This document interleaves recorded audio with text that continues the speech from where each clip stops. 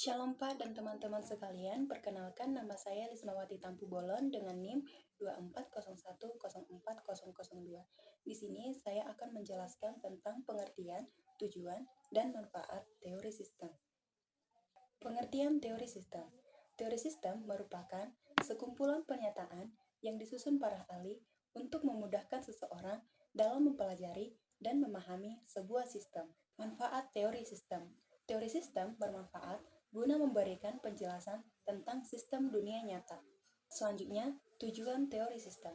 Tujuan teori sistem memberikan landasan untuk meningkatkan pemahaman ketika berhadapan dengan sistem dan masalah serta kekacauan yang menyertainya, menurut Hester dan Adams 2014. Yang kedua, saya akan menjelaskan tentang sistem pendidikan di Indonesia. Yang pertama, pengertian sistem pendidikan. Sistem pendidikan nasional adalah keseluruhan komponen pendidikan yang saling terkait secara terpadu untuk mencapai tujuan pendidikan nasional dalam Undang-Undang Nomor 20 Tahun 2003 tentang Sikdiknas Pasal 1 Poin ketiga. Yang kedua, komponen pendidikan. Di sini komponen pendidikan yaitu dimulai dari input pendidikan. Yang pertama, sumber daya manusia, misalnya peserta didik, pendidik, tenaga kependidikan, orang tua, atau wali siswa, dan stakeholder pendidikan. Yang kedua, sumber daya lainnya adalah tujuan pendidikan, buku pelajaran, fasilitas belajar, kurikulum teknologi, dan pendanaan. Yang selanjutnya, input pendidikan itu ada proses pendidikan. Proses pendidikan adalah keseluruhan aktivitas dari komponen input pendidikan yang terlibat dan memiliki interaksi sehingga terjadi suatu proses dalam konteks pendidikan. Selanjutnya, output pendidikan. Output merupakan hasil yang dicapai dari suatu program pendidikan. Indikator pendidikan yaitu angka lulusan, misalnya SD, SMP, SMA, atau SMK. Selanjutnya, outcome pendidikan. Outcome adalah dampak yang ditimbulkan dari suatu aktivitas tertentu. Outcome tujuan jangka pendek pada aspek pembelajaran, yaitu terciptanya kualitas lulusan yang memiliki karakteristik yang pertama, kesadaran, yang kedua itu pengetahuan, yang ketiga attitude, yang keempat skill, yang kelima opone, yang keenam aspirasi, dan yang ketujuh motivasi.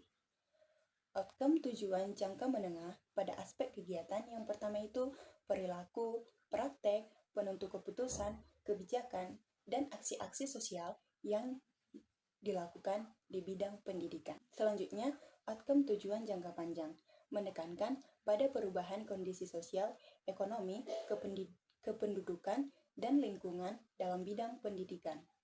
Yang selanjutnya, jenis-jenis pendidikan di Indonesia. Jenis pendidikan adalah kelompok yang didasarkan pada kekhususan tujuan pendidikan suatu satuan pendidikan. Jenis pendidikan mencakup pendidikan umum, kejuruan, akademik, profesi, vokasi, keagamaan, dan khusus. Selanjutnya, jalur pendidikan. Jalur pendidikan adalah wahana yang dilalui peserta didik untuk mengembangkan potensi diri dalam suatu proses pendidikan yang sesuai dengan tujuan pendidikan, di mana jalur pendidikan yaitu jalur formal, non-formal, dan informal pada setiap jenjang dan jenis pendidikan. Selanjutnya yang ketiga, di sini saya akan menjelaskan jenis-jenis teori sistem dan implementasinya dalam pendidikan. Yang pertama itu teori sistem umum atau General System Theory atau yang disingkat sebagai GST. Yang pertama itu konsepnya, teori ini dikembangkan oleh Ludwig von Bertalanffy, yang dimana GST mencari prinsip-prinsip dasar yang berlaku untuk semua sistem atau alami seperti input, proses, output, umpan balik, dan batas-batas. Implementasi dalam pendidikan yaitu memandang sekolah sebagai sistem terbuka yang menerima input atau siswa, dana, kurikulum, memprosesnya, misalnya pembelajaran, menghasilkan output, misalnya lulusan, dan menerima umpan balik atau evaluasi untuk perbaikan. Yang kedua, teori sistem kehidupan atau Living System Theory. Teori ini dikembangkan oleh James Gamaliel. Teori ini mengkhususkan pada sistem yang hidup dari sel hingga supranasional dengan mengidentifikasi subsistem kritis yang harus dimiliki sistem hidup agar dapat berfungsi, seperti ignition, reproduction, information, processing, dan boundary. Implementasinya dalam pendidikan adalah menganalisis sekolah sebagai sistem hidup yang harus menjalankan fungsi tersebut untuk bertahan dan berkembang. Misalnya, subsistem channel atau ENNET atau komunikasi sangat penting untuk aliran informasi antara guru, siswa, dan administrasi. Sementara, subsistem reproducer merujuk pada pengembangan profesional guru atau pelatihan yang memperbaharui sistem. Ketiga, teori sistem matematika atau mathematical system theory. Teori ini menggunakan model dan bahasa matematika atau persamaan diferensial aljabar linear probabilitas untuk menganalisis, memprediksi, dan mengoptimalkan perilaku sistem. Fokusnya adalah pada variabel hubungan sebab akibat dan kontrol sistem secara kuantitatif. Dalam pendidikan, teori ini diterapkan melalui model simulasi untuk memprediksi dampak perubahan kebijakan kurikulum, misalnya dampak perubahan rasio guru siswa terhadap kinerja akademik, atau dalam analisis data besar atau big data untuk mengidentifikasi pola kegagalan sistem atau mengoptimalkan alokasi sumber daya. Keempat, teori sibernetika atau cybernetic theory diprakarsai oleh Norbert Wiener. Sibernetika adalah studi tentang komunikasi dan kontrol, khususnya mekanisme umpan balik atau feedback dalam sistem, baik mesin maupun organisme. Konsep kunci adalah homeostasis atau menjaga keseimbangan. Dalam pendidikan, implementasi paling jelas adalah dalam sistem penilaian formatif. Ketika guru memberikan tes formatif, hasil tes tersebut adalah output yang kemudian berfungsi sebagai feedback atau umpan balik yang digunakan untuk mengontrol atau menyesuaikan input berikutnya. Strategi pengajaran atau materi pelajaran untuk mencapai tujuan belajar yang diinginkan. Yang kelima, teori sistem sosial atau social system theory. Tokoh utamanya adalah Talcott Persson dan Niklas Luhmann. Teori ini memandang masyarakat atau kelompok atau sekolah dan kelas sebagai sistem sosial yang terdiri dari interaksi dan peran yang terstruktur.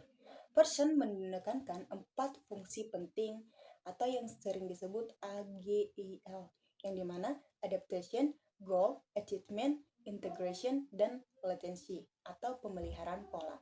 Dalam pendidikan, ini diterapkan untuk memahami dinamika kelas, adaptasi terhadap lingkungan, misalnya teknologi baru, pencapaian tujuan atau tujuan kurikulum, integrasi atau hubungan antar siswa dan guru, dan pemeliharaan pola atau nilai-nilai sekolah. Konflik muncul ketika ada ketidakseimbangan atau ketidakjelasan peran dalam sistem ini. Yang keenam, teori sistem filsafat atau philosophical system theory.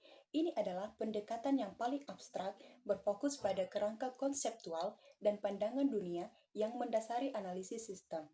Teori ini mempertanyakan hakikat dan batasan sistem, termasuk isu etika, nilai, dan tujuan akhir pendidikan.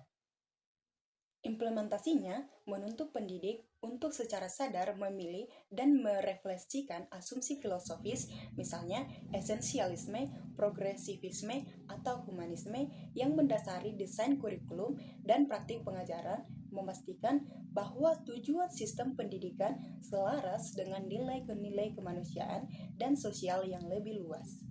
Selanjutnya, teori sistem ekologi atau ecological system theory dikembangkan oleh Urie von Brenner. Teori ini berfokus pada perkembangan individu atau siswa dalam konteks berbagai lapisan lingkungan yang saling berhubungan atau disebut ekosistem. Lapisan-lapisan ini meliputi mikrosistem yang dimana kelas dengan keluarga, mesosistem, interaksi mikrosistem, eksosistem, tempat kerja orang tua, kebijakan sekolah, makrosistem, budaya, nilai-nilai, dan kronosistem, perubahan dari waktu ke waktu. Implementasinya dalam pendidikan adalah mengakui bahwa keberhasilan siswa sangat dipengaruhi oleh interaksi dinamis antara rumah, sekolah, dan komunitas, sehingga intervensi pendidikan harus melibatkan seluruh ekosistem siswa, bukan hanya sekolah. Yang kedelapan yaitu teori sistem Deming atau The System of Profound Knowledge. Tokohnya yaitu W. Edwards Deming. Teori ini adalah kerangka manajemen untuk peningkatan kualitas berkelanjutan. Ia terdiri dari 4 komponen interaktif. Yang pertama, apresiasi terhadap sistem atau memahami semua bagian yang saling terkait. Yang kedua, pengetahuan tentang variasi atau memahami perbedaan alami dan yang disebabkan oleh sistem. Yang ketiga, teori pengetahuan atau bagaimana kita mengetahui apa yang benar. Dan yang keempat, psikologi atau memahami motivasi manusia. Dalam pendidikan, ini diterapkan untuk melihat sekolah sebagai sistem yang perlu terus ditingkatkan.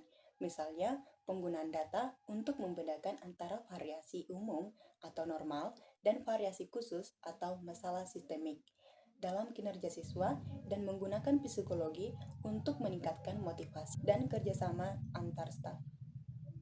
Demikian hasil penjelasan yang bisa saya sampaikan. Terima kasih kepada Bapak dan teman-teman sekalian.